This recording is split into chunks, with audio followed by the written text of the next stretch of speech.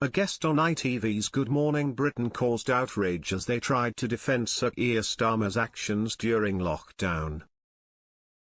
Fans of Good Morning Britain were outraged as a guest on the ITV show tried to defend Sir Keir Starmer. It comes as the Prime Minister has come under scrutiny for allegedly breaking lockdown rules during the coronavirus pandemic when he went to a voice coaching session in December 2020. Labour peer Baroness Aisha Hazarika and former Downing Street Director of Communications Git O'Harry joined the programme to chat to hosts Susanna Reid and Ed Balls about the topic. They discussed the fact that police have chosen to take no action over the allegations. Aisha claimed that it was a last-ditch and desperation from the Tories and Reform UK to try and rehash the COVID story. She said, "They're sort of trying to say, oh well, he's the same as Boris Johnson. Let's not forget that during COVID, Downing Street was the most fined address for COVID offences."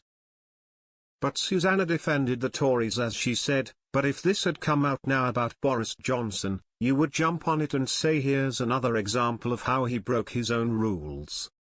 The guest responded, as she roped Ed into the debate, saying, "We worked with politicians, Ed, who were getting voice training." The GMB host cut in as he said, "But I wasn't working in the COVID pandemic, so therefore." Aisha didn't back down as she continued, "No, but when we were in politics working with the leader of the opposition, we know that people get training and stuff like that." Susanna then interjected as she pointed out that people didn't care about the voice coach. They were more outraged about the breaking of rules. As the guest and hosts continued to shout over each other, fans at home could not believe what they were watching. Taking to X/Twitter, one user wrote, "At GMB woman trying her best to say at Keir_Starmer was right to break rules. Getting all het up." Another added, "Switched the TV on first thing, Ed Balls on, switched off." While a third shared, "And she's trying to get us to believe he had a voice coaching session on Christmas Eve. Does she think we were born yesterday?